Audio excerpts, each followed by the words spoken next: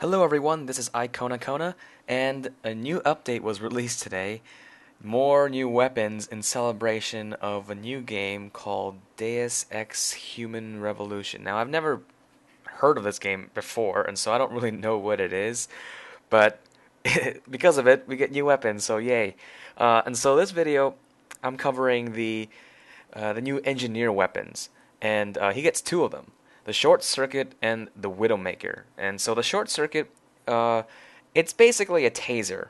It says here it fires an electric field that damages projectiles and players. And so later on, I'll show you some me zapping some some rockets out of midair.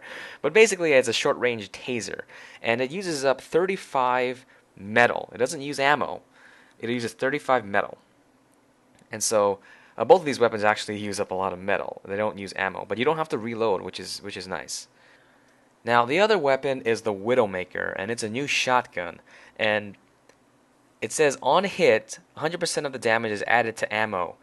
So that's I'm guessing that's when you hit someone with it and you damage them, the damage that you do gets added to your metal. Now it does use metal to shoot. It actually costs 60 metal to use this thing for each shot. But if you hit them, it seems like you get that metal back, and so you can continue to shoot them because you don't have to reload, which is nice. You don't have to reload this weapon. You can continue to shoot them as long as you hit them. If you don't, then well, especially if you hit them at long range, you're not doing much damage, and so you're using up a lot of metal, and you're going to run out really quickly. Now, there are multiple ways to get these weapons. You can either pre-order a game by Aerosmith, I guess, and you'll get it that way for free. Or you can craft it, you can get it in drops, or you can buy it from the Mann Co store. And in order to craft it, a short circuit requires a reclaimed metal, a scrap metal, and a gunslinger. And the Widowmaker, the shotgun, requires 2 reclaimed metal, as well as a Latranger, that spy gun that's really hard to pronounce. Now, I've played with this gun for less than an hour, but I can already tell that if you're using this gun, you have to be very conscious about how much metal you have left, because it does require metal to use both of these weapons. Each time you use it, you're eating away at your metal, and so, you know, it would be difficult to like build buildings and use these weapons at the same time.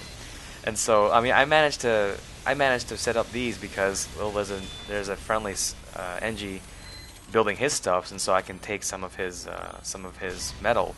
But if you're alone and you need to build up like a sentry emplacement, it might be a little difficult, because if you're trying to defend yourself with these weapons, you're using up your metal. And so, yeah, that would be my one recommendation for this, is just watch how much metal you use, because especially with a shotgun, if you use it like me, like I'm so noob at this. I'm shooting a shotgun from like super far away, and it costs 60 to shoot once, and I'm only getting like 6 or 7 metal back, and so I'm not really managing my shots well and managing my ammo well. And so, yeah, it's interesting to get used to, but I can see maybe in some situations where you need it, especially like the taser, I guess. If you're in your emplacement, your sentry emplacement, and there's a spy around, you could maybe zap them with your taser. And they actually use that animation that the Cowmangler uses, where it's kind of like it gets vaporized when you kill them. But I've noticed that when I try to kill people with the taser, it takes a while. It takes more than one shot to kill someone with the taser. And so, is it worth it? I don't know. I mean, it's a very limited range, and so you have to watch out. Now, here's another feature of these short circuit, that you can zap like projectiles out of midair or something. And here's a replay so you can actually see what happened. So here, I like zapped it, and now it's like gone. Now I know that pyro reflected it too, but it's one of the features, I guess, of this taser, this short circuit taser, is that you can zap projectiles, and I guess it can be used for like protecting yourself against soldiers or something like that. I haven't tried it on a demo man's pipe bombs yet, because those are projectiles. But here I got a zap kill.